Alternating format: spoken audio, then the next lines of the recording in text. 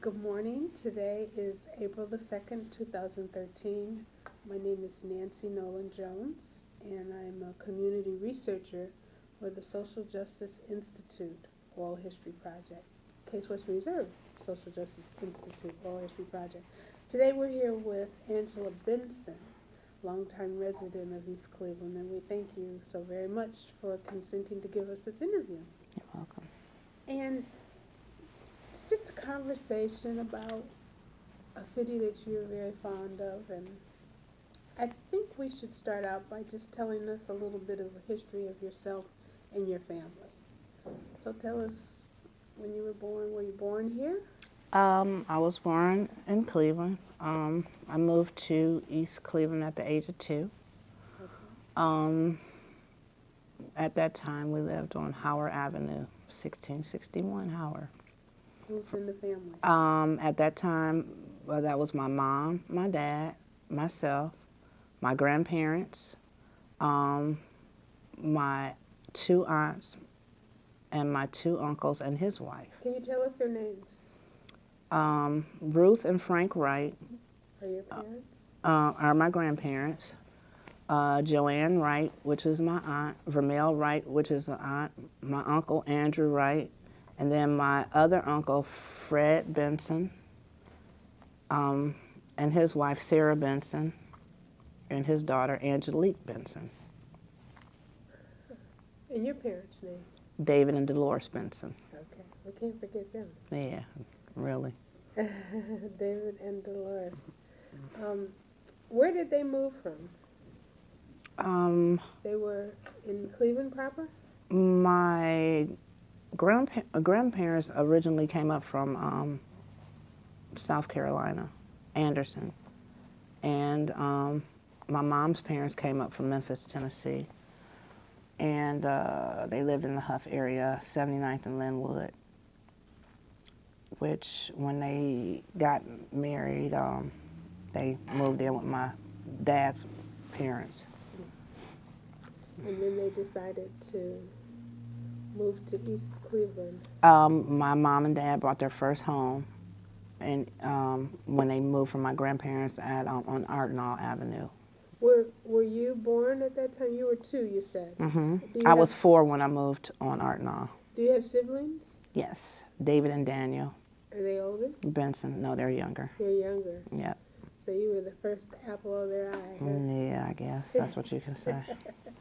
So you moved in to Ardnall when you were 4, but you lived someplace else in East Cleveland at 2? 1661 Howard. Howard, okay. And so do you remember hearing any family stories about why they chose East Cleveland? No, I really don't, but I know at that point it was predominantly white. It was just, I guess, a young couple that wanted to establish a family-oriented area to grow up in for myself, and I guess eventually my brothers. So what are your first memories about East Cleveland? Oh my God, I can remember my grandma's house, but so much more. So I remember when we moved on Ardenall. I can remember sitting on our front porch where you could basically leave your doors open. I remember the milkman coming and dropping off milk, orange juice.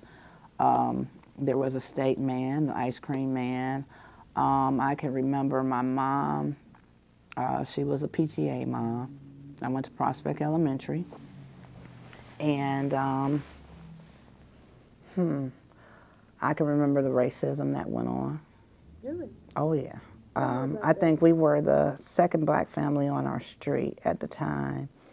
And once again, I went to Prospect Elementary, and I think I was the only, there were 2 black girls in the room, and it was me and a girl named Joyce Pete. And I can remember going on the playground and them saying, don't let that nigger swing over there, she stinks. And a little white girl named Doreen, I don't know her last name, she said she's a little girl just like we are. So let her play, and we became really close, and they were a Jewish family. she actually had me come over and stay at her parents' house one night. My mom and her mom got together and she let me sleep over, and they took me ice skating, which was on Shaw. So at that point, I learned how to ice skate. That was one of my things. I just remember she was my, if I could find her today, I would like to really thank her and let her know how much she blessed me in learning how to deal just with people, first and foremost. But that's one of my favorite memories. And then as I grew older, the city changed. And that was one of our questions. You wondered your fondest memories of East Cleveland. So that would be one of your earlier fondest memories. And later on, we'll maybe talk about some more. Or did you have? I can remember my dad was the president of the street club. So at Christmas time, we used to they used to have contests to see who could decorate the prettiest houses. And that used to be a nice thing because they'd go all out. You could hear the Christmas music, and each family was going house to house. And this time it was getting more equal as far as in race. We would always have block parties where the whole street would get together. They were very adamant in keeping East Cleveland clean. I can remember on Easter going to the shows. There was a Hayden Theater, and there was on Euclid, I can't remember the name of it. There was a Euclid Theater that we would go to every Easter, and all the kids would dress up and go. Yeah. I can remember. They had two movie houses, one on Hayden and one on Euclid. Yes. And then the skating rink was where? On Shaw. On Shaw. Actually, it's the MLK building, the Martin Luther King Center, or what is it? The Civic Center now. Okay. That used to be an ice skating rink. Oh. And that's where everybody went. That was the hangout. Okay. But it was really fun. Yeah. I mean. Was it integrated back then, of course? Yeah, it was. Yeah, it was. I mean, it wasn't very many blacks that ice skated, but as the city grew up, it's still like in Cleveland they had the roller skating rings. Ours was the ice skating ring. Yeah. So. Wow, good memories. Oh, very good memories. Because we all went to school together. People that worked in there all went to school together, so we knew each other as we grew up. If you knew one person, you knew the next person. If you didn't know them, you know their sister, you know their brother, or their uncle, or their aunt, or whatever, by us only having the one high school. Right. Wow. So East Cleveland is a place where you did most of those are your developmental years and lifelong friends and lifelong memories, and you're still here. How would you say the city has changed over time? Oh my God. The businesses are gone. And what do you think has contributed to those changes? It's a two-part question. The businesses are gone. The community togetherness is definitely gone, because mostly if you weren't a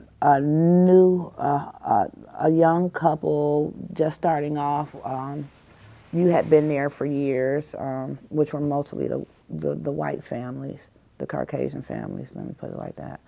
And it was just together, there were homeowners, and homeowners take better care, I think, of their properties, or it wasn't a lot of rental property.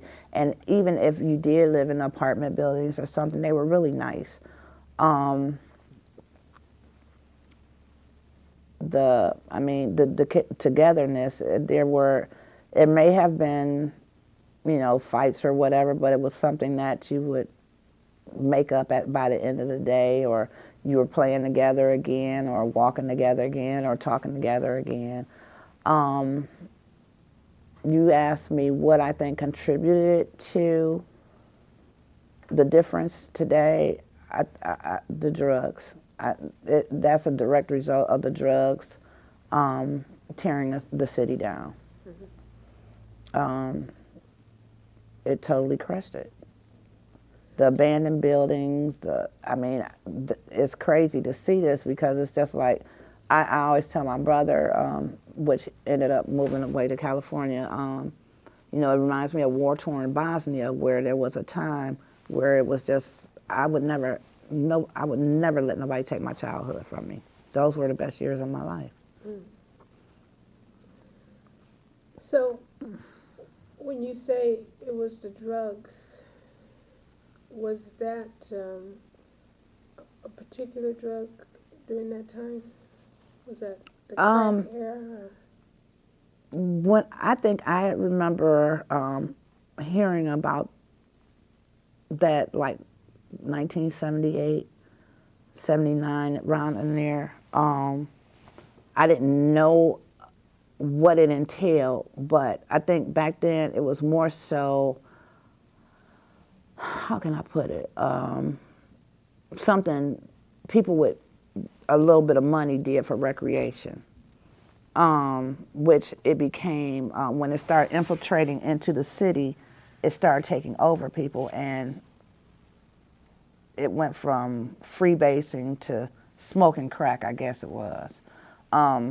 My eyes were opened up to it. Like I said, I knew a few friends that did it, but I didn't think nothing of it. It was just like back in the day, you smoked weed or whatever, and it took over. It just took over to see the families break up,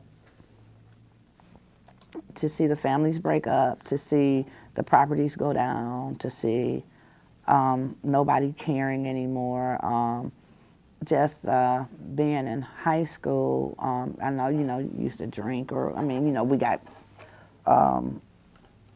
to a place where, sneak and drink or something, but this was something they kept under grass, and you never saw it, but you saw what it did to people. So, but as I grew older, I think I got married when I was 22. And actually, my parents divorced when I was 12, and we moved up on Coventry, which is still the borderline of East Cleveland.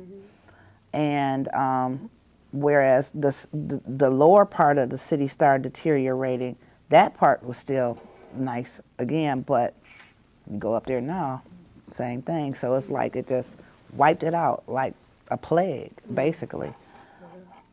That's how I receive it, and it's sad because East Cleveland was such a beautiful place to live and to grow up. We had the best, I can say, for a suburb, we had some of the best things that we kept inside the community. Not only we had access to Little Italy, which we didn't really go up in, or going to Cleveland, or we had Euclid this way, and there was a time you couldn't even go past right where we are here, because I can remember walking up Euclid and getting chased back, which Manners was across the street. We used to sit out with the family. It was a family town, a family city. Who chased you back? Oh, some white kids from Euclid. Oh, in Euclid. Told us we couldn't come that way. I see. Another memorable time would be high school. Junior high school. I started playing the flute in the 4th grade. And back then, music lessons were free. Wow. That was required for us to play an instrument, which moved us up into the junior high school, which was Kirk at the time. We had Joe Riccardi, which was our band director. And that led us on to Shaw High School's band, which was one of the top bands in the state. We just looked forward to it. Actually, I can remember we used to work all summer, where they had the summer jobs for the kids. Well, that was our summer job, going to band practice. Yeah. So that was a blessing. But to see the kids now, they have to actually pay to play an instrument. Yeah. They don't know the instruments. I think the morals and values that were instilled in us as a family-oriented town, as people got younger, having children, and with the crack situation, the economy situation, a lot of the Section 8, and don't get me wrong, I have nothing against it, the welfare, just the non-caring aspect of the community as it goes down, as it deteriorates. brought it to a place where they didn't respect what was there. Not only that, then you take it to East Cleveland City Hall, where the changeover in hands and mayors, or what their perspectives were, or how they were keeping the city, or, I mean, I can't pinpoint anything, but from what I see, it's just like totally different. A combination of things, yeah. There's never one thing. Exactly. It's a combination. Brandon, you have a question? Yeah, I just wanted to, before we get too far ahead, kind of elaborate on a few things. Age 2, you moved into East Cleveland. Around what year was that? I was born in 61. Okay, so we're looking at 63? Yep, and in 64, my parents purchased, no, 66, my parents purchased their own home, where they were staying with my grandmother in a 2-family house on Howard. And we stayed upstairs, and my grandparents lived downstairs. Then my parents bought a house, 14729 Ardnall. Did your parents talk much about where they were from? I know you said South Carolina and Tennessee. You remember any stories? Well, my mom was actually from Cleveland. She grew up in, she went to East High, and she lived in the Huff area, which, yeah, my mom used to tell me it used to be all Italian back then. And that's where I got my name from. Because if you notice, I said my parents were David and Dolores, and my brothers was David Jr. and Daniel. Where'd they get Angela from? I was named after an Italian ship. Okay. And your father?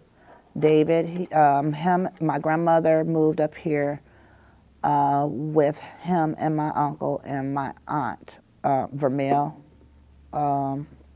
David and Fred, from South Carolina to start a new life here, because she had divorced her husband. So she came to Cleveland looking for a new life. Mm-hmm. And then? Ended up in East Cleveland. In Cleveland and then East Cleveland? No, my mom's parents lived in Cleveland. My grandparents lived, well, I take that back. My dad's parents lived on 84th and Cedar, and then they moved to East Cleveland. You have an idea of why they moved into East Cleveland? No, not. I guess she remarried, and once again, it was the closest suburb. I have no clue. I couldn't tell you. You talked about being the second black family on your street, Mm-hmm. and then you talked about this Jewish group, and then you gave this beautiful talk about a community and being part of the community. Now, when you were little, would you say you knew everyone on your street? We were pretty close. The neighbors are good. That's why how can I put it? My great grandfather was white. My great grandmother was an Indian. On my mom's side, on my dad's side, my great grandmother was an Indian, and my great grandfather was black. So you can imagine the colors going around in our house. So I never knew what prejudice was until I went to Prospect. Even the people on the street, when we moved on Ardnall, and my grandmother kept us very sheltered, so I was in nursery school or whatever then. But when we moved on Ardnall, even the families that lived around us, they were nice. So for me to go up to Prospect and hear somebody call me a nigger, that kind of like, whoa, where'd that come from? What is a nigger? I didn't know what that was, and my mom had to sit me down and have that talk about prejudice and what it was. But even though I can remember watching the television, seeing the Kennedys, seeing the Martin Luther Kings, and I mean, I was young, but I still can remember, but I never understood it until it directly hit me. Okay. Well, you told us a story about the playground and the Jewish girl kind of coming to you. Doreen, yeah. How did that impact you? How did that make you feel? And then going over her house. It actually showed me, truthfully and honestly, it taught me about God's love at a very young age, and that's how I received that, because my first college paper was on Doreen.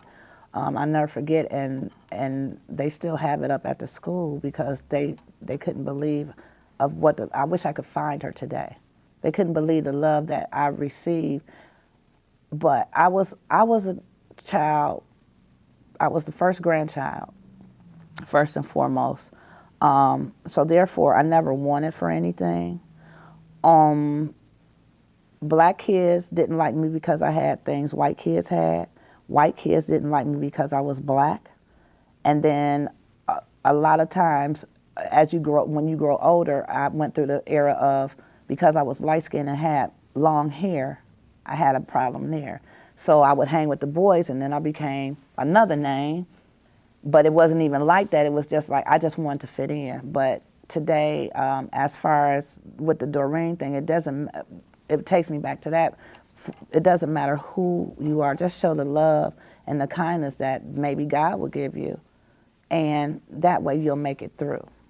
And that's what I received from her. I wish I had Facebooked and everything else I can't remember her last name. I almost wanted to go up to Prospect and find out in the archives what was her last name, because they moved away when they started integrating more into, blacks started more coming into East Cleveland. They moved to Shaker, but I never knew where. Okay. Now, she stayed on your street? No, she didn't. She stayed up on one of the streets up here. I can't even remember which one. It might have been like Allendale or something like that, and one of the bigger homes, because down this way, they were smaller homes. So they had like basically one of the really nice homes. Okay. You talked about a sense of community. Can you tell us a little more about that? Like, what makes a community? What made East Cleveland a community? I could say that like I said, with the block parties, the parents were stuck together as far as in the PTA meetings. They all collaborated and they had cabaret parties together. So maybe if you lived over there, it was your mom and my mom, and we may have not even known each other, but they met up at the school supporting us or supporting the school. My mom was a band booster. My mom was in the PTA. My mom traveled with us in the band, and so she would be in charge of putting together different little parties or setting fundraisers to keep our schools going.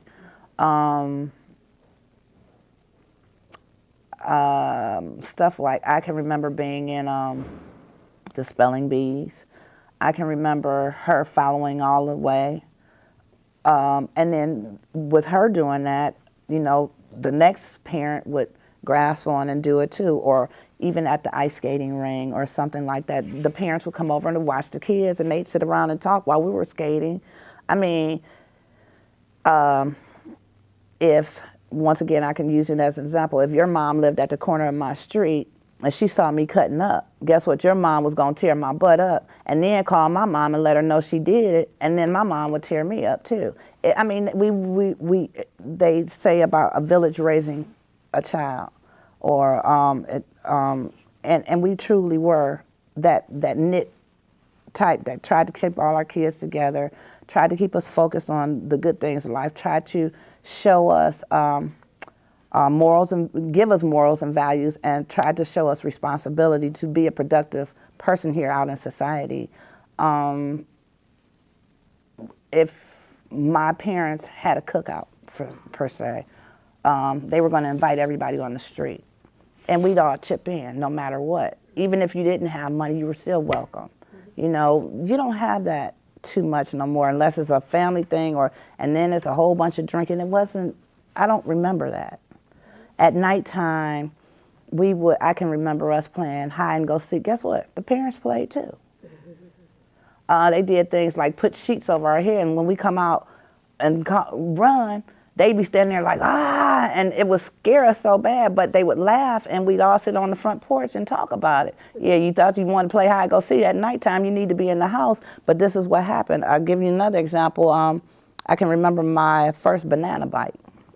My dad bought a Bonneville, and he bought me a bike the same color of it. And back then, you didn't have to worry about your things being taken.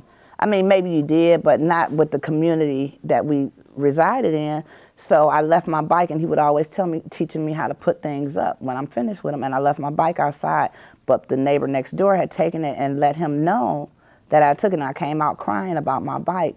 And he made me walk all up and down the street looking for this bike. And then when I came home, it was sitting on the porch. He said, "Now don't leave your things." I mean, you don't have that no more. Either they're gonna steal it and sell it, or you know what I'm saying?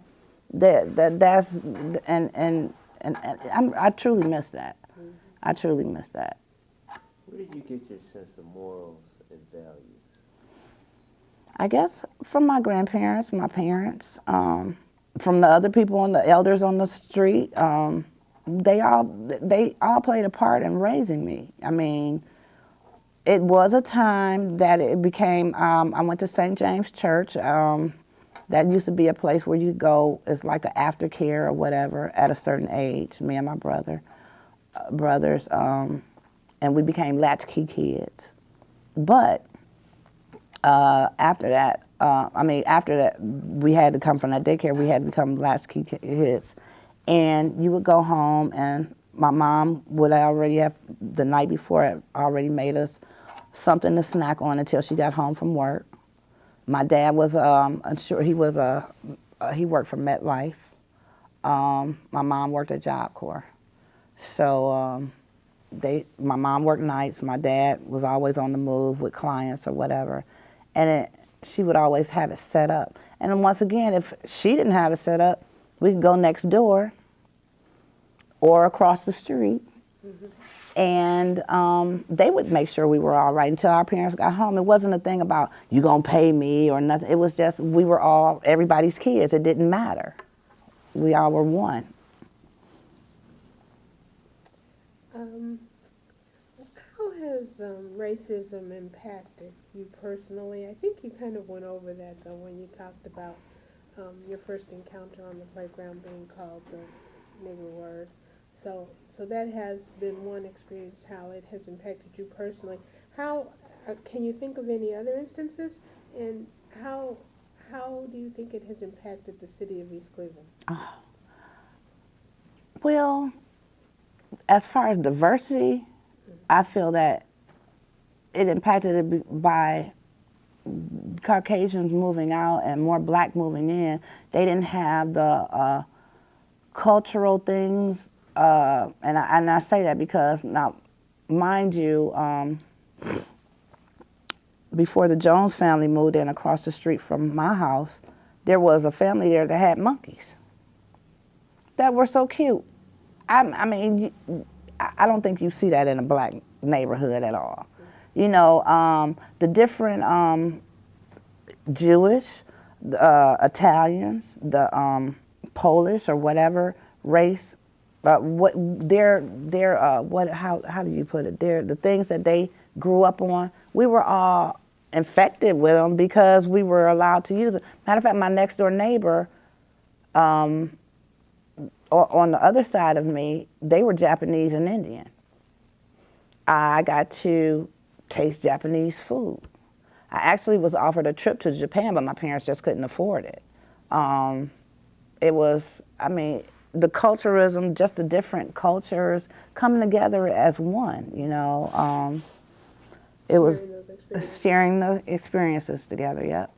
So do you think the fact that it is no longer here, it really narrows the view of the people here? I think so. If you look at East Cleveland Theater, that used to thrive. Mm-hmm. You don't see that anymore. There were always plays at even East Cleveland libraries. The kids gather there now, but it's not the same atmosphere as that. That's about, the atmosphere is totally different.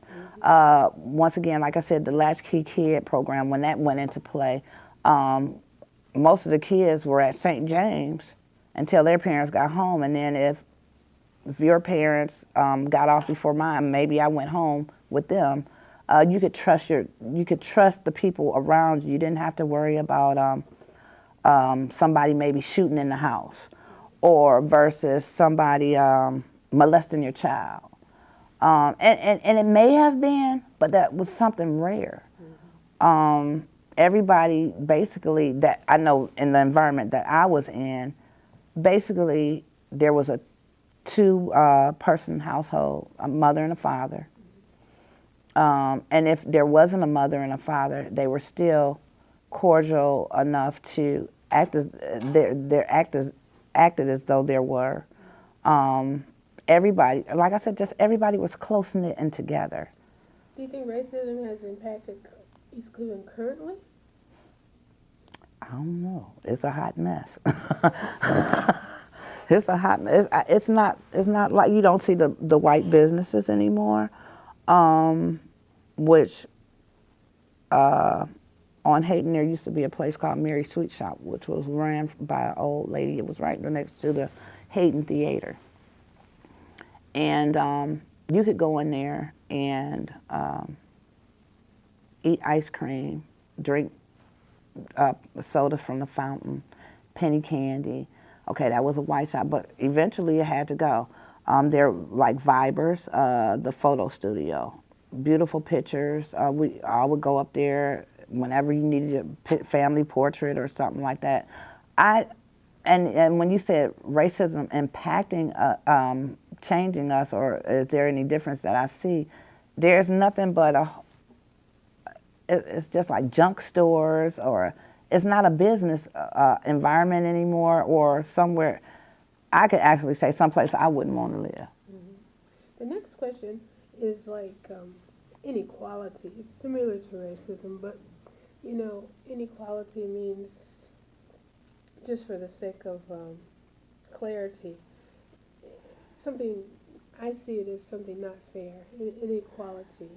Do you think that you have been subject to that personally? Some inequality here or anywhere? I mean, it is what it is. You learn to live in the environment where you are. And when you say equality, what do you? Well, inequality means that, in my mind, that fairness just has not been at the center of someone's actions regarding you or the city of East Cleveland.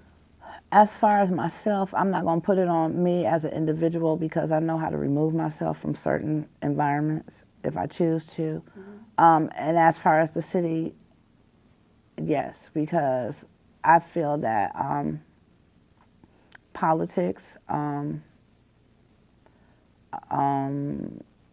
play a big part of it. As it started breaking down the city, it was just like, as the black families started moving into East Cleveland, there should have been somebody that could stand before them and maintain what was there, regardless to what race, color you were. You know what I'm saying?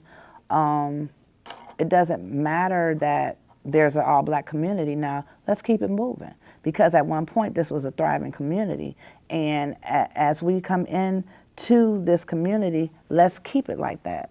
So do you think that when it was white it was good? Oh yeah. When it got black it didn't? Absolutely. Wasn't and so good? it wasn't. I mean, it just took a change. It became renter property. The owners of the homes, which may have been white, I don't know. And I'm just hypothetically speaking on that, or whoever the owners were, they didn't maintain their properties anymore. That played a part of them. Once again, like I said, the drugs came in and people started doing certain things. With the politics, the police officers, I mean, it wasn't a demand to maintain what was there. What about now? I still feel the same way. It's even worse now. Mm-hmm. Brenda, do you have something? I wanted to, while we're on racism and inequality, go back to your incident. I believe it was junior high or high school. Which one? You said when you got to, I want to say junior high, you were called the N-word. No, that was elementary school. Elementary school. Can you tell us that story? I went to Prospect Elementary, right here. Well, it's on Stanwood. And when I went there, Prospect was the old Shaw building. So it's actually Euclid and Stanwood. And I can remember there used to be a where that parking lot is right there now. That used to be a playground to the side of the building. And I can remember going up there on lunch break. I was the only, it was 2 black people in the room, me and a girl named Joyce Pete, which lived on Orinoco, I think it was. And as we went out for recess, I can remember the kids calling me a nigger and telling me that I stank. And the young girl, Doreen, which was a Jewish girl, she told, don't treat her like that. I can't remember the young girl's name, and I know where she lived. She lived on Elm. I'm talking about you don't need to play with her and that type of thing, and it hurt my feelings because I didn't understand. I didn't know what racism was. I had never been approached with that type of thing because my family was all colors, and I didn't know color. All I knew was a person. So that affected me to a certain extent, but it also woke me up where I wasn't naive on what was really happening in the world at that point. I didn't know that we were going through the thing. I didn't know the magnitude of what was going on down south. I didn't understand what President Kennedy was talking about. I didn't understand what Martin Luther King was about, but that opened my eyes to a lot of things. It's almost like, you know, if I could put it in biblical terms, it's like once they ate from the tree of life, their eyes were open. Yeah. At that point, my eyes were open to a whole lot of different things. Can you tell us about some other instances where you experienced racism? Another one? In East Cleveland or outside of East Cleveland? Outside of East Cleveland. My father, before he became a salesman for MetLife, he worked at Alcoa for years before that. And he was only one of the only black people on the softball team. And he would play his championship game at Brook Park, and they had won the top championship, which was in Salem, Ohio. And I can never forget, it was my brother and I and my mom, my dad, and my brother. We were going into the park, and as we were getting out the car, there were some kids standing there. Niggers, hold your nose. Once again, this stink. Why do black people stink? I didn't get that, but we didn't hear them as far as we heard them say niggers, hold your nose, but it still never dawned on us. And we're like, Mommy, we want to go play with them. And she was like, no. And I'm like, whoa. So those were the two things in my life that dealt with racism. Now, as we got older, I can remember we were in the riots that were down on Superior in East Cleveland, and we were we were coming from Brook Park, and my grandma lived on Howard, which was 125th when you come up Superior.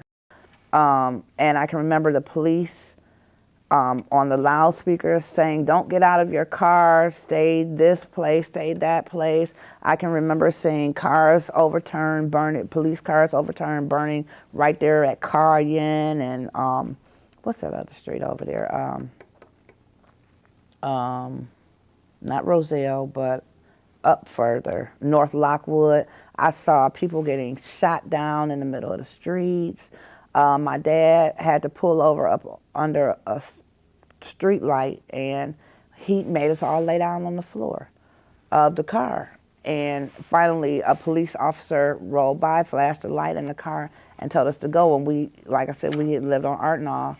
I can remember going home, and we were just like, oh my God, what did we just experience? But we actually experienced, we were in the dead center of the riots.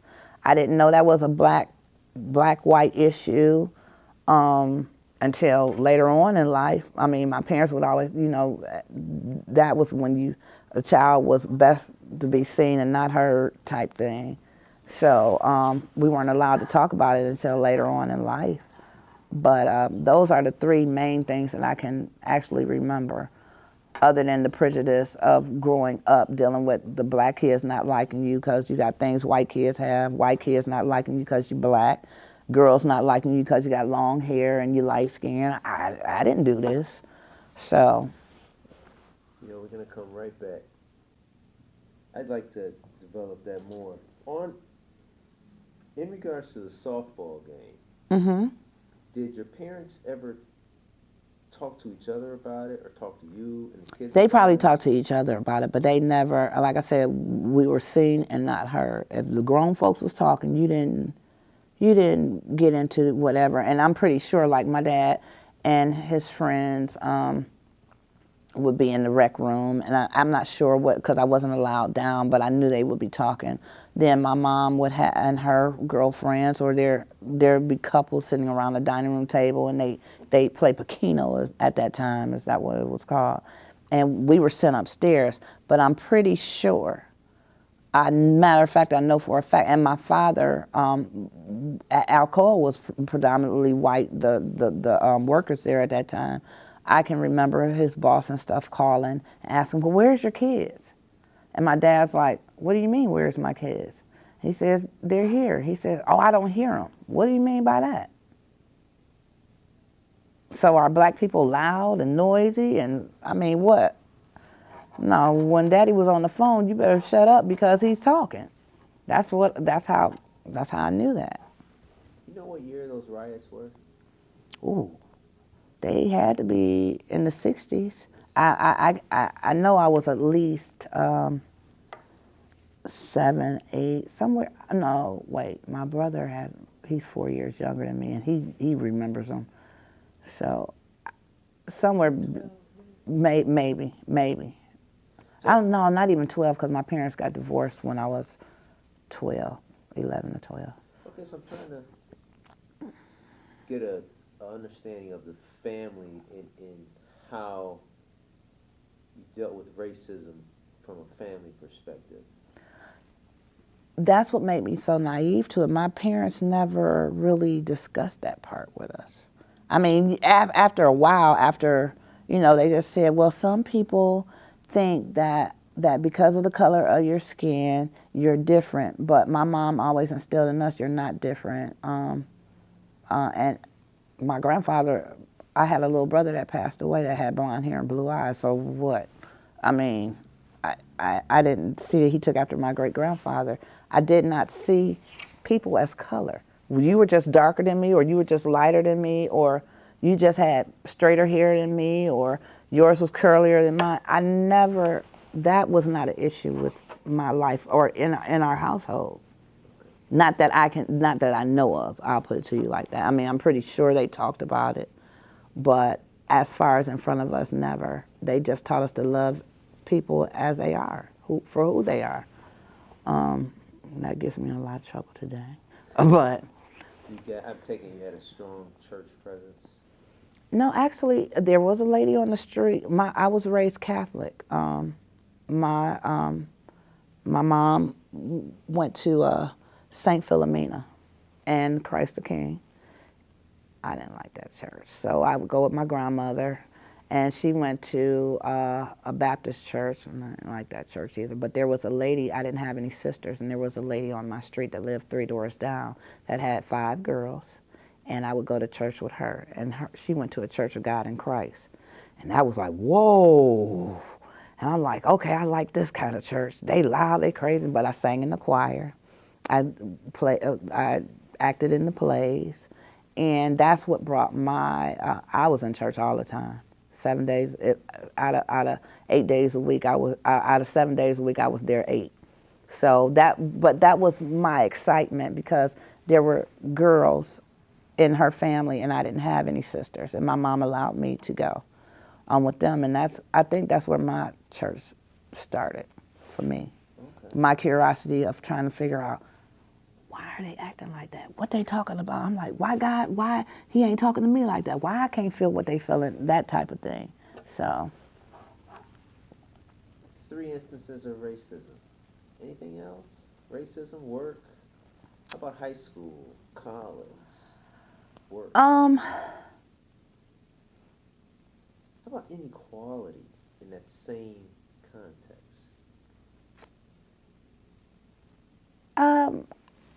I can't, I'm trying to remember. The only thing I can remember going to Cleveland State, I felt there was racism as far as the teachers.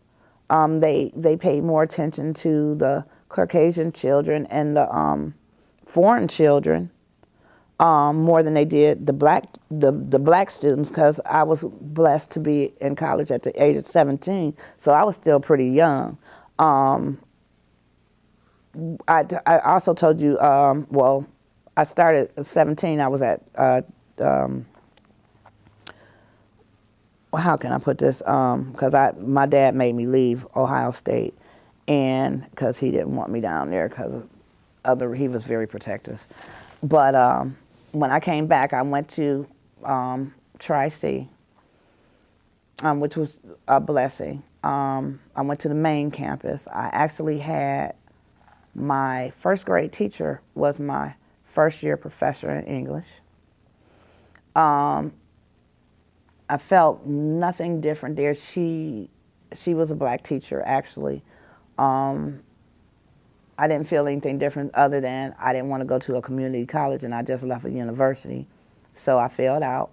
But I ended up going to Cleveland State, and there I really felt like there was racism as far as the professors there. With, like I said, with the foreign students, the white students, they took time with. As far as the black students, they always shunned us off and says, for me, well, you can get a tutor, or you could do this, or you could do that. It wasn't something that I could sit down and say, well, could you help me understand this? Because it was different. Even though Shaw High School was a good school back then, it did not prepare me for what I learned in college at all. My SAT test scores were very good or whatever, but it was like a whole new life when I got there. Eventually in the 90s, I did get a scholarship, and I ended up going to Kent State. And I went to the Ashtabula campus, which once again brought me back almost full circle to what I was taught, and the morals and values I had been taught with. We're all God's children. There's color doesn't make a difference because we're all the same. And I say that because Ashtabula was a town where there were black, white, Puerto Rican, and everybody just dealt together. It wasn't a color issue, and I appreciated that. So I got like a spiritual awakening when I got there in the 90s. That was in the 90s. And then I came back home. Can you tell us how your schooling had changed? You talked about the incident in the parking lot in elementary. Mm-hmm. How had the composition of the student body changed from elementary to the time you got to school in Shaw? Well, elementary school was predominantly white. Junior high school, I could say maybe half and half. High school, you may see 10 or 12 white people. From your perspective, do you think anything changed outside of the student body so far as schooling and education, like teachers, curriculum, books, anything like that? At that time, not really. But as years, like I have two little brothers that attended the schools. I have one 4 years younger than me and one 10 years younger than me. And then times changed. I mean, for me, I think I always say that we were the last of the classes that had it made.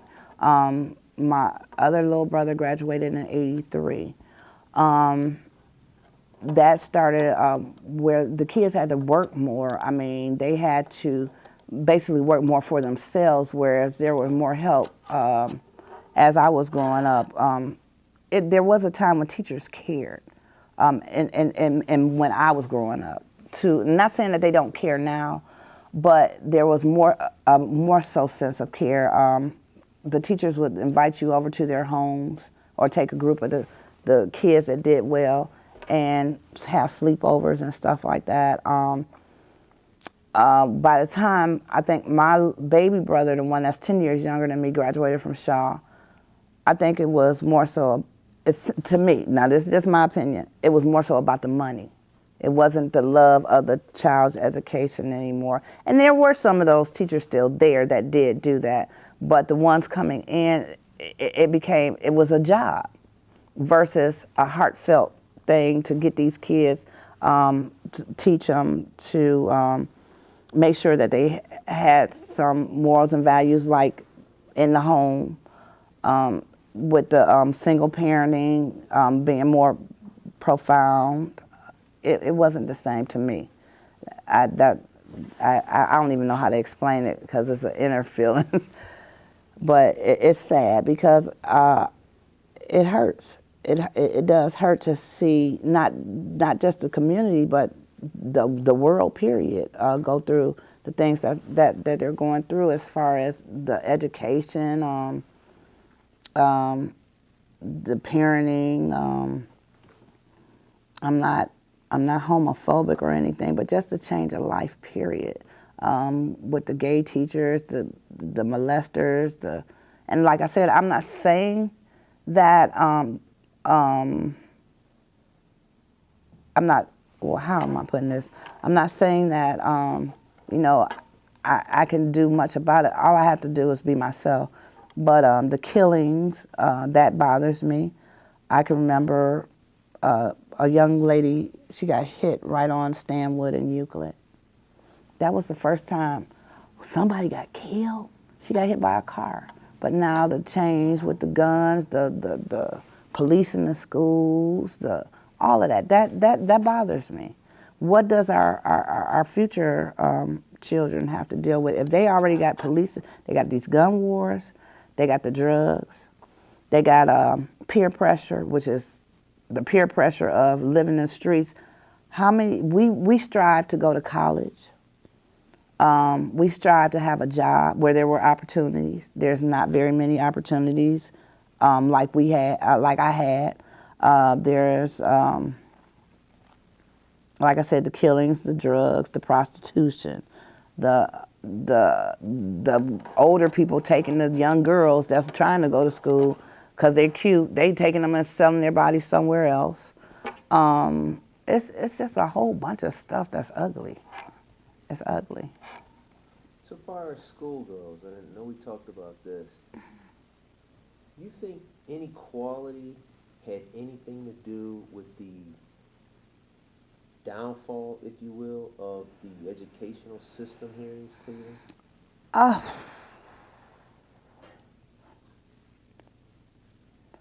It probably played a part, or maybe the people that were coming in from the communities they were moving to, they held a certain standard, or they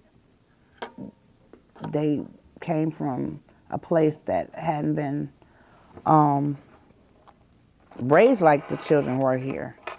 And once again, that goes along with not caring as far as how you act or how you carry yourself or what your goals are. We used to compete. I don't know if the new testing, the OIG, I mean not the OIG, but OCTG or whatever the testing is. I don't know if the kids got scared. I don't know if the counseling changed. I don't know. I can't say at that point because once I was out, I was out. It's sad though because I just wish my son, even I have a 23-year-old now, and he graduated from Shaker Heights, and that was horrible. They didn't put him in any honors class. I know my son was a very intelligent person, but immediately there was a prejudice issue. I felt that plain as day. I saw it. They were always accusing him to the point where he was ready to drop out of school. He would come home for lunch and not want to go back. Why? You started off being one of the only kindergartners that could read. You were the only one that can add and subtract. When he was going to school, I can remember them sending a note home saying, make sure you send your child to school with underwear and socks on. I'm like, what? He was born in '89, so I'm like, you mean to tell me their parents sending their kids without underwear and socks on to school? And no, I'm not better than. No, I don't think I'm better than. I just couldn't believe it. It's just, I guess, the day and age, the times. But where do we take a stand and say enough is enough? I think that question of inequality in the school stems from a concern of resources. And I know you said Okay. that you found it hard to believe that you were getting music lessons for free, and then Now the kids have to pay for it. And don't get me wrong, we had to maintain our grades. But that was a challenge. You got to be in one of the top bands, you got to travel. You got to, I have to still commend the band director today, Don Sean, because he still tries to keep that momentum going. But I'm pretty sure it's kind of hard when you don't have the support of the entire community.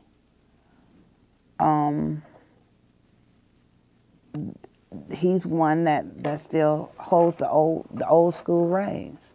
I mean, and I know we do come out of tradition and whatever, but what tradition what part do you hold on to maintain that that the kids have something to do other than stand out on the street corners?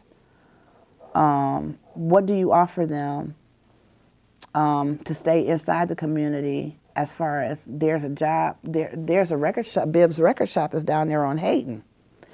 And if your grades are good enough, why don't you come in here and work for me part-time so that we can keep our business, not only our business, but keep it within the community and bring other people in. I graduated from Shaw, and when I was going to Cleveland State, I worked at Black's Beauty Salon for 6 years.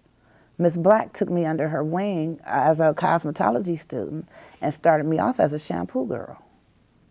And she stuck in there with me. She took me to hair shows. She treated me like the daughter she never had. That was love to me. You know, she gave me an opportunity, not only in the midst of giving me that opportunity, she gave several young girls that came from different places the opportunity to teach them how to have their own business, teach them morals and values of a beauty shop after you came out of school. You had hands-on. And she also taught her own children. And that meant a lot. I mean, that means a lot when you can step outside your home and go into a workplace and still feel at home. That gives you momentum to keep working, to work, strive harder, and maybe I'll get this one day. It gives you a hope. It gives you a future of hope, I guess, to want to plant your feet and become successful at something. Like I was saying, even the little gas stations, the little grocery stores we used to have in the community. You go down Hayden, and I hate to see Save More. I can remember Vipco when it came in, or Hot Sauce Williams, those type of things. It was just pick and pay. Pick and pay, and went to Finest or Tops or whatever. There used to be an A&P on Euclid that we could go in there and work in. I mean, you know, the kids look, they when they come up, most of the single parents that live here today, and there's still a lot of old residents or whatever, because I am a part of NOAA, and I get to see these people. But it hurts me to see that the older people now are afraid. It hurts me to see that the kids that are out here have no ambition other than the ones that are totally locked in either band or in a scholars program or it's babies raising babies. They got grandparents raising the babies. I mean, I don't know. It's almost like putting too much pressure. If you put too much pressure in a pot and cover it up, what's going to happen? The top's going to blow off. So therefore, that's what I see in this community now. A whole lot of grown people stuff being put on the kids. a whole lot of the elderly being afraid of the stuff that the kids are going through because they're exploding, they're walking time bombs. And then the other ones, they're just trying to maintain the family because that's all they got to look for. I mean, there's no hope, I guess. I guess I'm trying to put it like that. The equality is just like, it's just each man for themselves when it used to be we together. Angela, I have two more questions before we move on. Can you tell us a little bit about yourself now from a family perspective and your kids? One kid. One child. Didn't want no more. No, I'm not gonna say that. I did, but as time went on, it took me 30 years to have him. But I'm a true believer, and it scares me now to think of what the children have to deal with in life. My grandchildren. God has truly made me a adamant prayer, because to know what I went through, and I thank God for one thing. I used to hurt for my little brother by him being 10 years younger than me, because my parents divorced so when he was 2, and he never got to see that home life that we shared. There's like 3 tiers. The one that's 4 years younger than me, and then the one that's 10 years younger than me. But when I say God blessed me, it's because today my brother, my youngest brother, and I hope he doesn't mind me sharing this, but I got to, because it's a testimony. He went to Shaw High School. He was one of the top football players. From there, he got a scholarship to Alabama University, and he didn't take it. He chose to go to Cincinnati University. He got involved with a young man from Detroit because my mom was paying his tuition, and he didn't want to see my mom struggle.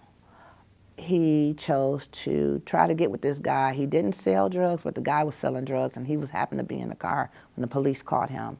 And he ended up doing 18 months in the penitentiary as a, I don't know, what is it called when you're there? Innocent bystander? He wasn't an innocent bystander, but he didn't know what was in the car, but he was in the car, and when they caught him, they had been watching him. But he ended up going down for being there, and he couldn't fight it, so he ended up doing 18 months. But here's the catch in it. With the morals and values that were instilled in us as we grew up, even with my mom as a single parent, she still kept the same morals and values. My brother is now working for Johnson & Johnson. He's a pharmaceutical sales rep. And God just did a 360-degree turn because he still stayed. He knew that he got caught up into something, trying to do it for the good. It ended up him up into the penitentiary for 18 months. He came back out, still got his degree. As a matter of fact, my baby graduates next month with his MBA. Hey, but it was a total turnaround as far as the schools. That when he went to Cincinnati, he didn't like Alabama because he told me that they were basically all black, and he wanted diversity. And I think he's received a lot of that, and I'm not trying to put it on him, but it just showed me how if you stay focused, if you're raised with the morals and values, if you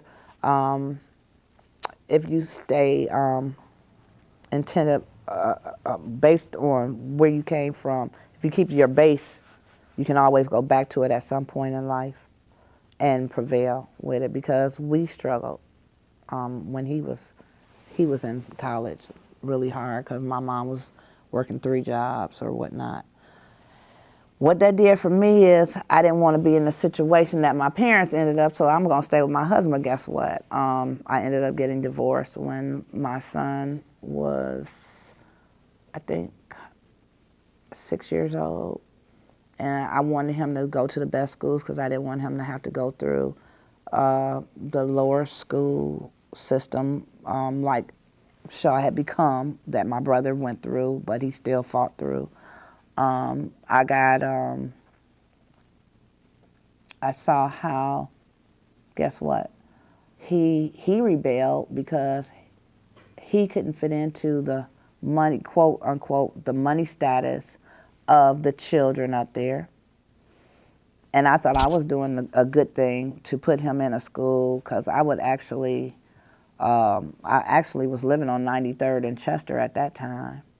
And I would make sure I drove him to school. And by my ex-husband being a Shaker, that's how he got to go to the schools. So I would drive from 93rd every morning to drop him off and to bring him back. And I kept him in the Shaker school system, just so he wouldn't have to deal with what was out here. And he rebelled against it. He actually got angry, to the point whereas, once again, like the teachers didn't treat him the same. And it made him feel a certain kind of way. And so today I'm dealing with even though my kid is not a bad kid, he still does a lot of unethical things, even with the upbringing I tried to give him. So, Is his father in his life? actually he stays with his father now. But it's just I guess a downward chain of command or something. It's ugly.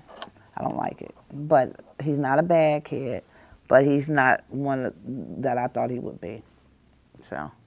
Okay, before we move on to the next big question, if I could get your perspective, because you talked about this in different segments of the interview today, being a black African-American female growing up inner city, having to deal with racism and inequality, and then raising a child. And you just talked a little bit about the perspective of having your brother come along once the divorce had taken place. Can you tell us a little bit about that, about being that black woman? And you talked earlier about how you had to deal with white kids, and you had good hair, and then you had to deal with black kids, and then you were still a woman, and you had to deal with guys, and you had to deal with other girls. Actually, what I have to say as far as that is that,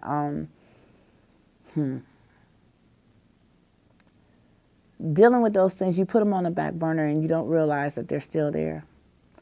And it wasn't until I may have been 36 years old where I actually started to really grow up, because you put I don't know if it's like when somebody has a head injury and they lose sight of anything that was bad, they push it and don't think about it anymore, and all they remember is what they choose to remember. I think I became one of those people to a certain extent. I mean, I never forgot it, but I never internalized it. So as I started growing and as I got on my own, even after college, just raising my son as a single, quote unquote, divorced black mother, I had to go back and put myself back in the middle of East Cleveland, where I started, and stay focused on the good things in order to maintain my sanity, actually, to keep going. It was a struggle. I know this is off of the question, but I can remember when my husband and I separated. We lived in Warrensville. My uncle managed the Vanguard Apartments on 97th and Chester. I ain't never lived out of the suburbs. That was a culture shock to me.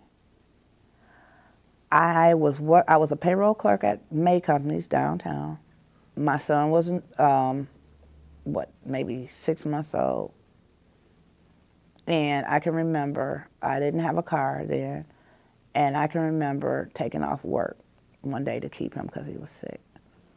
and there was a young lady that went into the middle of the courtyard and said, "Mailman."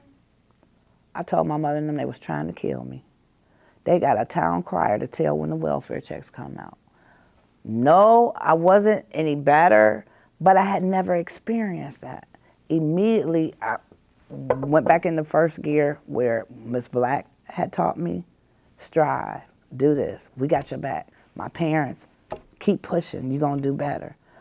My son ain't gonna be sitting around on the, we finna get up out of here. And even though, don't get me wrong, my apartment was nice and everything, my uncle had rehabbed them or whatnot, that was something I did not want for my child. That was something I didn't want for me. That was a culture shock. Now I understand why mommy moved us into a predominantly white neighborhood. That's bad though. She had also taught me we're all the same color. I mean, we're not all the same color, but we're all the same. That kind of, I'm like, what is this? That was like I said, growing up in East Cleveland. My ex-husband was from Shaker. We got married and moved to Warrensville. And then when we separated, I went down there on Huff. Oh my God. I did not go far, because by me being the only girl, my parents didn't let me go too far anyway. When I went to Ohio State for that 30 days, that was the blessing. Other than traveling with the band and my family, I never went anywhere. So that was crazy. That was scary. I knew they were trying, I thought they had set me up to fail. But I'm here today.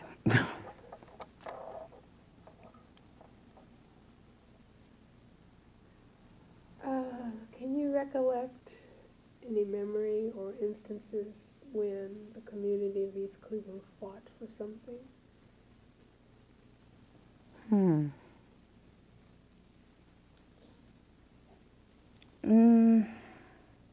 Not, I can't say that. I can only put myself in a position as far as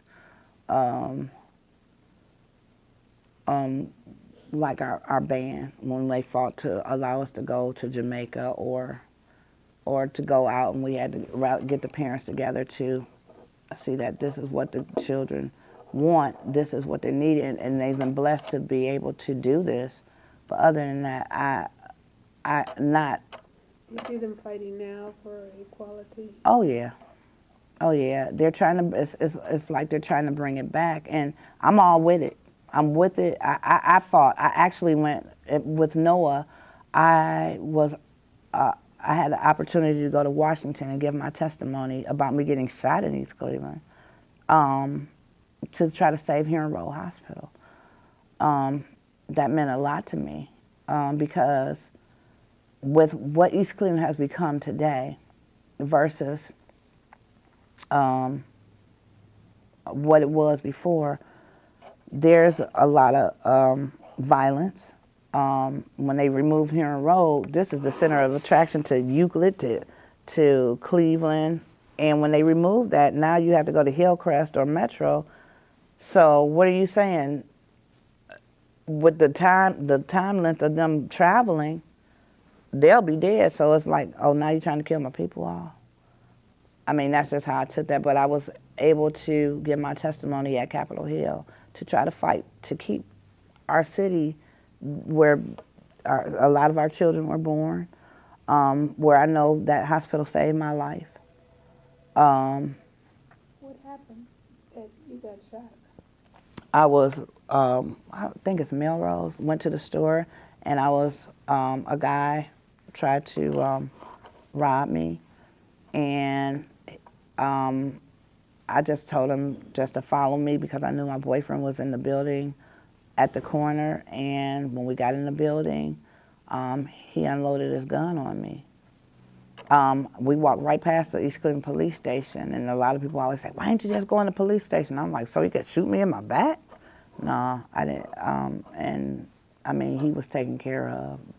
He went to jail behind it, but that's what East Cleveland had become. That's something, and I wasn't afraid. And I can remember my boyfriend said, don't leave, don't go to the store.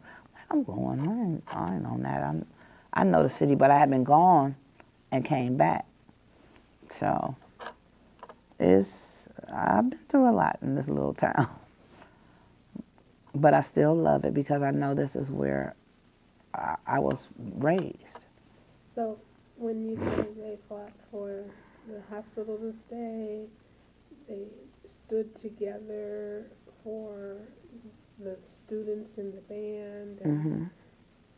And, what about in the city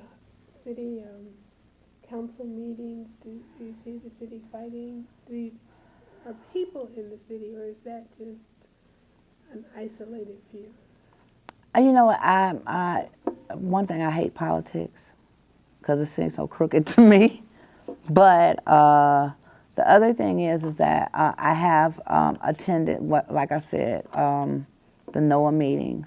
I have attended the city state of address. What I received from that was that we have a council that's fighting against the mayor. But then again, I don't know the whole story. So who am I? I don't remember that from growing up. It seemed like we, once again, worked together on one accord. It wasn't divided. But when I take it into a spiritual sense, like I said, it was a community that showed love. God is love. And here is the enemy coming in to conquer and divide. But if enough of us stand together and work together, we will be able to come back as one at some point. Who's the enemy? Who's the enemy? Us. We fight against each other. And I mean, that's in all hands. We fight against each other. Jealousy, greed, envy. Why? I mean, if you, and I say that to say, if you were to come up in a Rolls Royce, I wouldn't say, oh, I can't stand her. I'd be like, whoa, that's my girl, let's roll, you know. If we came together on that type of mentality, I think we could accomplish much more as a unit. Whereas if you think about when I talked about before, if my parents couldn't do it, maybe my neighbor would do it just to help out. You know, it wasn't an issue, you better pay me back, or you got more than me. It was just a brotherly love type situation. And it's not, you don't see that now. Oh my goodness, no. Brenda? Fighting for something in East Cleveland. I really want to hear about that Jamaica thing, because that is big. That is big. It basically, Mr. Fulton, which was my band director at the time, one thing he instilled in us was a lot of discipline. And I'm getting back to it. We were on that Kirk field at 6 o'clock in the morning. We had to be at school by 8 o'clock. We were practicing from 6 to 8. We would have to be at school at 8. We'd finish school, and then we were back out on the field, or the Shaw field, down on Shaw, practicing. And one thing he would do was get those parents together and tell them, hey, these kids deserve this. They done worked hard. He even disciplined us. He would take his belt off and whoop us too. I'm serious. Whew. But he fought for us to travel. That's like I said, I spoke about Don Sean. He still keeps that momentum going. It gives us hope. It gave us a sense of, it gave culture. It allowed us to participate in places that we may have not ever participated. We played at the White House. We played at Disney World. My 16th birthday, I was in Florida, marching with Mickey Mouse and them. That's something maybe I would have never experienced. But that was a teacher that loved us, that cared about our well-being and wanted to teach and show us something. And I could never repay him, because with my parents divorcing, he became the father that I didn't have at home. And I appreciated that. I tell him at our all-school reunion, Mr. Fulton, you just don't know how much I love you. because I could have turned out to be something else. But once when the home discipline was gone, guess what? There was a teacher that loved us enough to discipline us and to give us hope and to encourage us and to bring us through so that we can enjoy the finer things of life, the better things of life, or want the better things of life. I love them for that. That's why I was so excited when the band not too long ago went to China. I was like, Don Sean's still doing it the same way. I had to commend them. It sounds like you got a lot of development out of the band, and Shaw, played a pretty good role in your life. Oh yeah. Oh yeah, because I thank God for that, because I may have not graduated from high school had it not been for the band. I kept my grades up on point. I was an honor roll, merit roll student, because I wasn't missing no band. That was a requirement. Oh, no, I mean, you didn't have to be that, as long as you kept a 3.0. But I was going to do what I had to do. I had been hurt by divorce. We, quote unquote, was an all-American black family that once what I talked about, the love and how we shared with the other families and how we all came together. Well, when that was broken, that tears something from you. Hey, where's my daddy? Something ain't right. Why y'all going through this? Why is there argument? But regardless to all of that, he still, Mr. Fulton still made us understand, hey, you go through things, but this is what you need to do. This is something that had already been taught, but you put it on the back burner. You don't think about it until you come across it again. And I thank God for the teachers, Miss Bonet, she's passed now. Mr. Wilson, Mr. Gamble. I mean, those were the people there when I was there. Rosalind Payne, which was my choir director, she was another one. I mean, they just encouraged us and treated us like maybe we were their own kids. I can remember losing my flute in Refco, which was down here on Taylor and Euclid. I left it, got off the bus, and I left it on the counter and went and jumped on the bus. And I cried about it, and my mother couldn't afford another one, but Mr. Fulton called me in the room and said, here, Angela, now you hold on to this one. What band director gives you a flute? So you could still continue to pursue what basically your heart's desire. It was mine. Because my aunt, which I talked about in the beginning, Vermeil Wright, she was in rhythm teams in the band. So it was like, okay, I like this. They doing this. I like this music. And I was blessed. They made it so we had private lessons and stuff, something to keep us up out the street and to give to our children. So yeah, Shaw and band did play a big part of my life.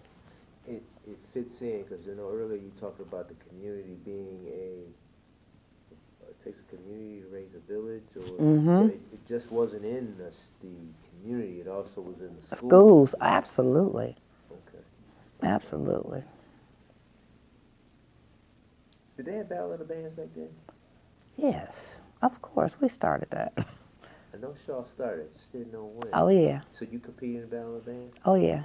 And tell us a little bit about that experience. We had so many trophies. Anywhere we competed, we won. At that time, we had 169 marching, and that was basically instrumentalists.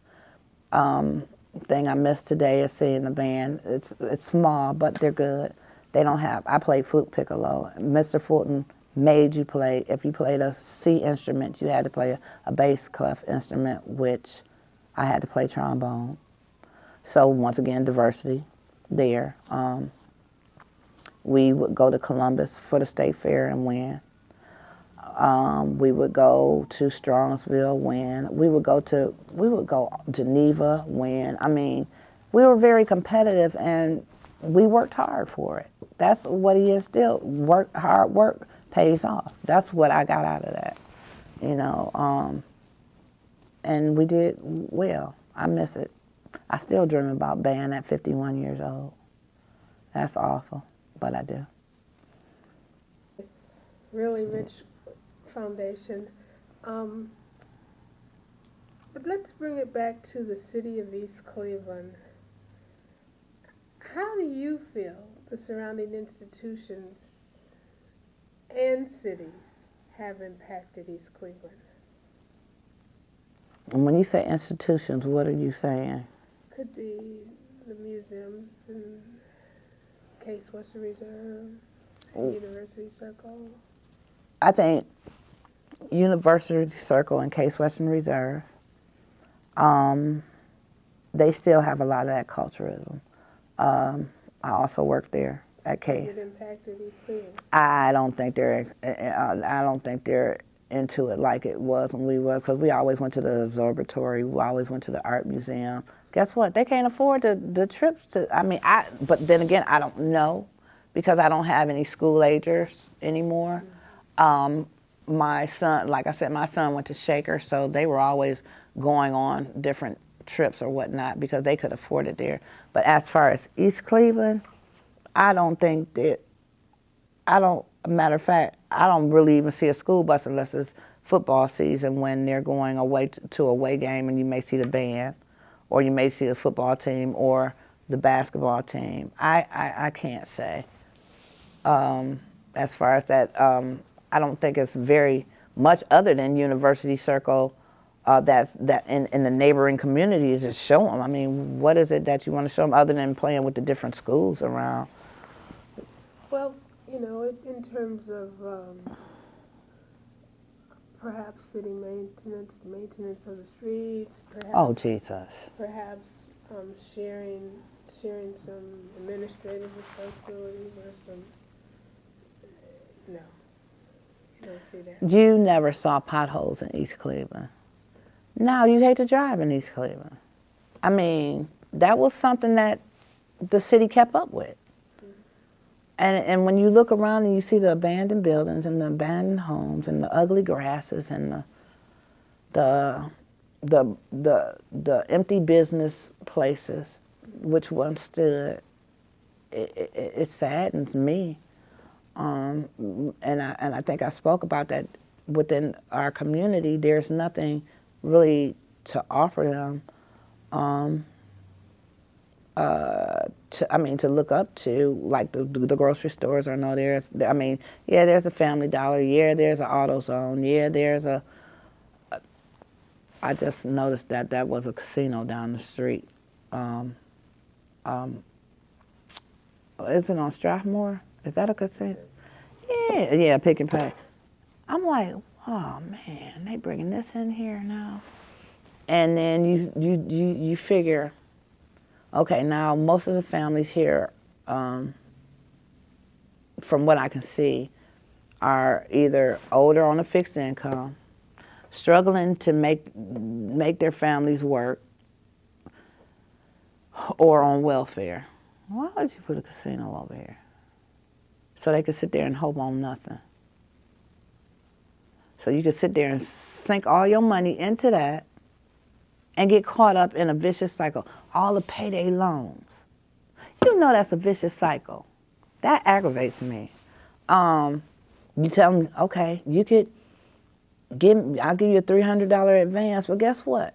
You only make $400, and you're gonna end up paying that advance back and taking out another one.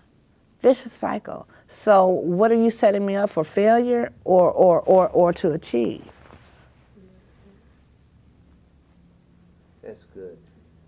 If we could take a closer look at the surrounding institutions, universities, hospitals, Cleveland Heights, UCI, it could be a negative or a turn your eye towards East Cleveland. Because over the years, we've watched some of these communities or institutions grow and expand.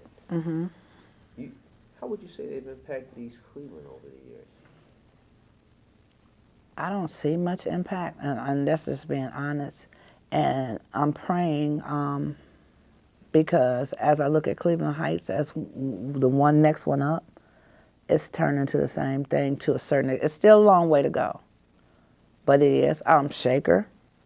I I don't really know how to really address that because I see the deterioration, but I only have one voice. And if more people,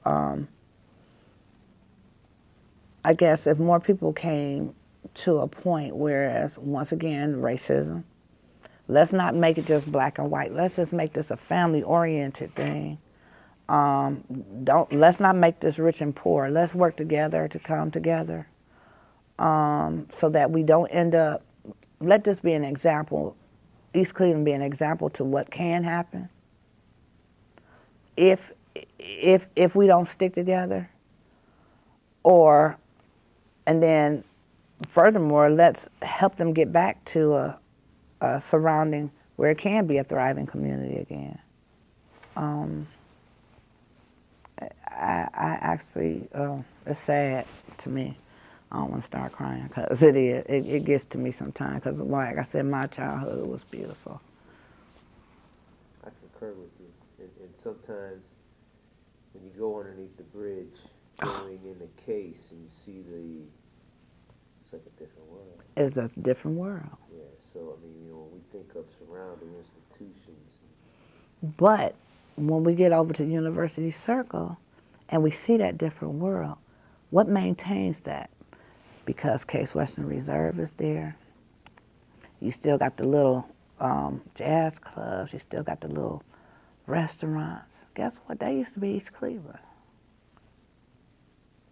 Even though we didn't have a college right in the center of our little town, we still had a Shaw High School, a Kirk Junior High School, something that hey, this was the Rockefeller spot.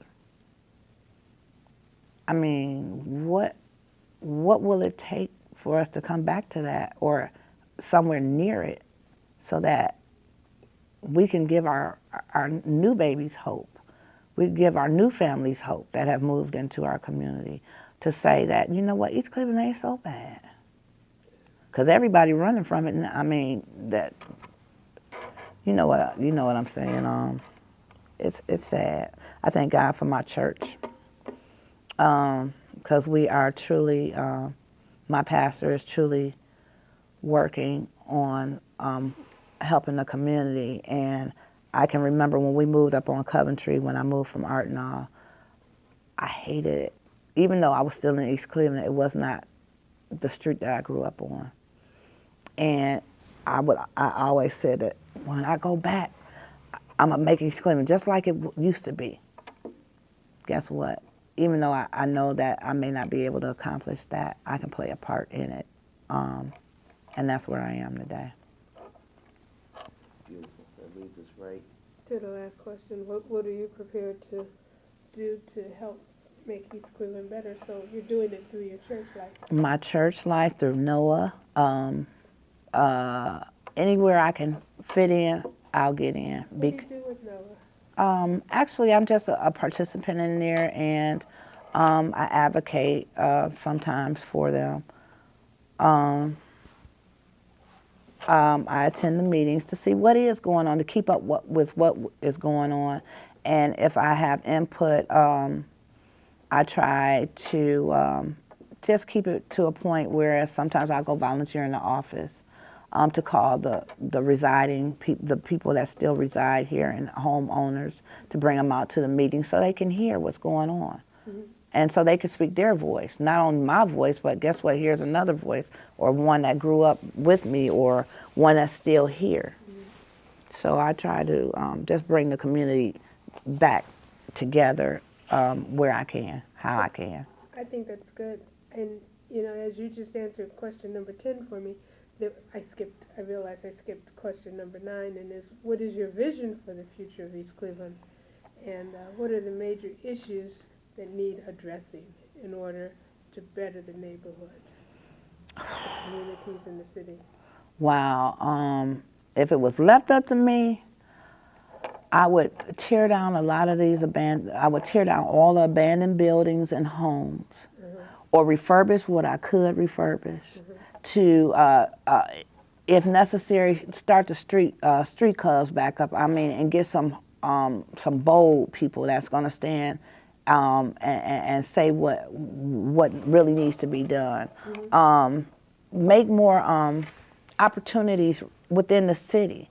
Again, businesses, making the community attractive enough to bring in businesses that want to stay here, that would rebuild our city. The movie theaters. Let's bring some of that stuff back here where we can gain revenue in order to start building up. What about your lawns? What about painting your houses? What about, I mean, I can't say that we have enough money to make programs, but I know there has to be federal funding out there somewhere that could just come in and just start making a change, and not only with one house, but with several houses. What about, let's start with a street, a whole entire street. And then if this street can do it, let's move on to the next street. And I know it's hard in screening, but check the backgrounds of the people that's coming in, I guess. I mean, I don't know how they do that because there's so much going on that's devious. How about, okay, you got a civic center over there. How about let's throw up an ice skating ring again and give them some culture and some diversity in that area. We got roller skating rings here. We got ice skating rings out Euclid, roller skating, ice skating. They got it in Cleveland Heights. Let's bring that back, the stuff that started us where we were. As far as when you go into Cleveland City Hall, guess what? I think you need a new City Hall, really. You really need a new City Hall. Let's clean that up and get some people in there that's not about just self, but about the community at large. I mean, oh, I wish I could. Sometimes I wish I could be bewitched sometimes. I do. I have dreamed about it. I do. It hurts to see our city like this. It hurts, especially when you've been here. Just like somebody was asking me, you know everybody. I said, no, it's just that we were, if you lived on one street, your aunt lived on the next street, you knew the people on that street, because that's how we were. Judge Dawson, my dad used to be their insurance man. I can remember Channel 5 News. There was one of the ladies that worked on it that lived down the street from Wayne Dawson and them. And she used to get some of the kids in the neighborhood to do the Oscar Mayer Wiener commercials. I mean, you know, little stuff that just you can remember. A sense of community. Mm-hmm. A sense of community. Yep. What else would you do to bring back that sense of community? I know we talked about the things you say tore it down. What else would you do? Oh man, like I said, try to generate revenue so that we could, or start some businesses up in here. Not just fast food restaurants, beauty salons. They tearing the gas stations up, but the gas stations or a tire shop. What about the grocery stores? The decent grocery stores. I ain't talking about a Walgreens. I ain't talking about, we had Rexall, Revco. You moved, like you said, Mr. Bibbs, his record shop. What happened to the place, or maybe like the one on Coventry, was when you go request the records you want from way back in the day, what is it called, CD Exchange? Let's make some nice, and not no storefront bootleg looking nothing, just the business, like I said, the lawns, the man care for your, if you're living in the house, you have to maintain the house. The streets, I cannot believe the streets are like they are, but the safety, ensure the safety of the community. Start moving out some of these negative entities and wherever they need to be, and just bring us back. How would you address the drugs in our kids? Yeesh. You could be bewitched, it's okay. Yeah, really, really. You know, my view on that is, a child does what he sees. You can't, and if that's what he saw, or once again the peer pressure that's out here, It's sad. You don't know what they're, like I said, once again, you put a whole bunch of pressure in a whole little pot. So eventually the top is going to explode. And that's what I'm saying with our kids making these babies making babies. No discipline in the households, the parents on the drugs. Really, there's only a few that come up out of that. Like my parents, I never saw them drink unless they had company. You know, my dad smoked cigarettes. My mom didn't. And I'm saying I'm not no better than the next person, but you didn't see that usually when you went into a household growing up. So they're living their environment. You tend to become the environment you're surrounded by. So it's sad, but only thing I think that we could probably do is have intervention programs at this point, which we do have a few. I remember East Cleveland Straight Talk, my best friend ran that. I was an HIV/AIDS advocate and certified for testing and stuff. But you never know what the kid is dealing with within their home. And like I spoke earlier about we didn't worry about molestation. We didn't worry about if I went over to your house, your Uncle Jim might try to approach me, or the drinking, or seeing a parent shoot up. And I'm not saying that it wasn't there, but it wasn't prevalent. Now it's just out in the open. Leaving your kids in a store.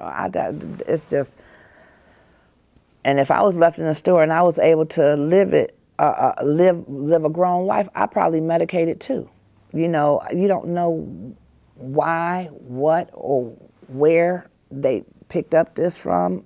Like I said, the peer pressure. When you see somebody, when you know your mama's struggling, she on food stamps and it's hard to feed them, and you trying to keep up with the clothes. You trying to keep up with the rest of the people in the school, as I kind of like experienced with my son, not to that extent, but to know that most of the doctors and lawyers up there were going to school with kids were going to school with him, and he wasn't driving a Mercedes to school. No, your mama not driving one, but I can identify with what may be going on in this inner city part.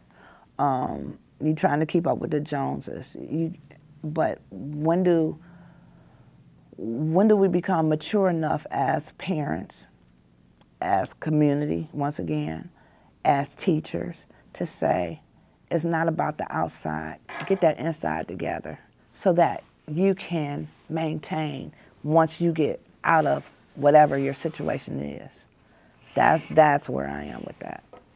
We don't have a lot of that anymore. I mean, we have it, but we don't have it. I think that, in summary, what I hear you saying is that we have a lot of individual and collective work to do. Amen. And through your church that's reaching out into the community, and through Noah that reaches out into the community, you're trying to do your part to help turn things around. Mm-hmm. Is there a message you'd like to leave as you speak out to the viewing audience of this? The only message I have, and once again,